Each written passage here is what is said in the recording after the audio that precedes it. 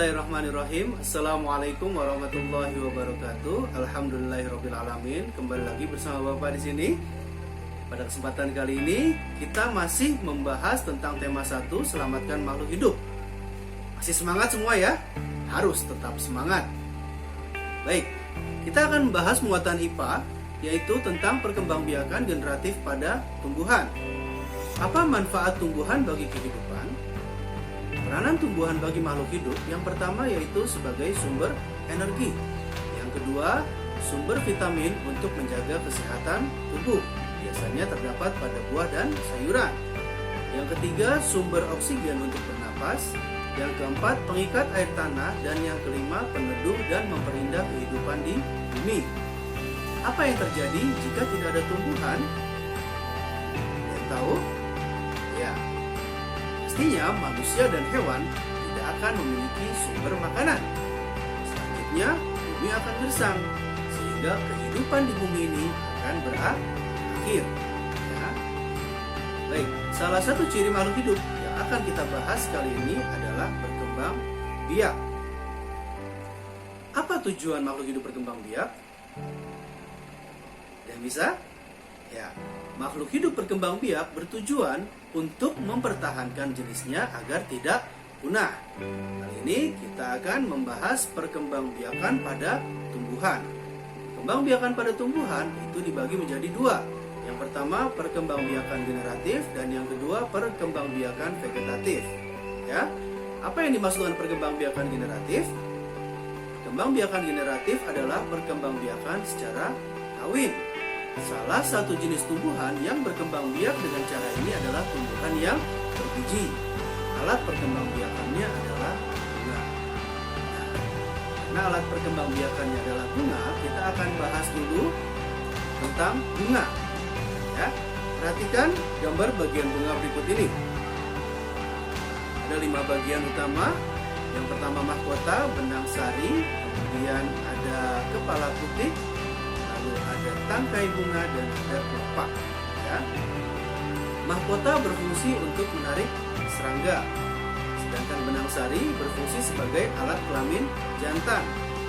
Lalu kepala putih berfungsi sebagai alat kelamin betina.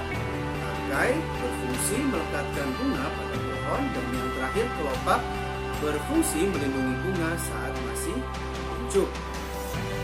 Jelas di sini ya. Perhatikan gambar berikut ini. Angin bertiup dan jagung melepaskan serbuk sarinya. Serbuk sari yang dilepaskan terbang terbawa angin. Serbuk sari menempel pada putik bunga jagung lainnya. Perkembangbiakan seperti ini dinamakan perkembangbiakan generatif.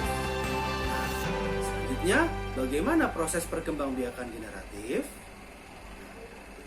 Perkembangbiakan generatif secara kawin terjadi melalui proses penyerbukan dan pembuahan. Perkembangbiakan generatif pada tumbuhan diawali dengan penyerbukan, yaitu melekatnya atau jatuhnya serbuk sari ke kepala putik. Setelah terjadi penyerbukan, pada serbuk sari tumbuh bulu serbuk sari yang menuju ke ruang bakal biji. Kemudian serbuk sari akan masuk ke ruang bakal biji melalui bulu serbuk sari. Di dalam ruang bakal biji terjadi pembuahan, yaitu peleburan serbuk sari, sel kelamin jantan atau spermatozoid dengan kepala putih, sel kelamin betina atau sel telur. Hasil dari pembuahan adalah zigot. Zigot berkembang menjadi lembaga, lembaga berkembang menjadi bakal biji berkembang menjadi biji dan bakal buah. Kemudian bakal buah berkembang menjadi daging buah. Lembaga yang berada di dalam biji merupakan calon tumbuhan baru. Tadi proses perkembangbiakan secara generatif dapat kalian baca di buku tema halaman 5. Selanjutnya, proses penyerbukan bisa terjadi melalui beberapa perantara. Yang pertama yaitu anemogami, penyerbukan dengan bantuan angin. Yang kedua, zoidiogami, yaitu penyerbukan dengan bantuan hewan. Yang ketiga, hidrogami, penyerbukan dengan bantuan air. Dan yang terakhir, antropogami, yaitu penyerbukan yang sengaja dilakukan oleh manusia. Ada beberapa macam penyerbukan pada tumbuhan. Yang pertama yaitu penyerbukan sendiri. Maksudnya adalah penyerbukan ini terjadi jika serbuk sari dan putik berasal dari bunga yang sama.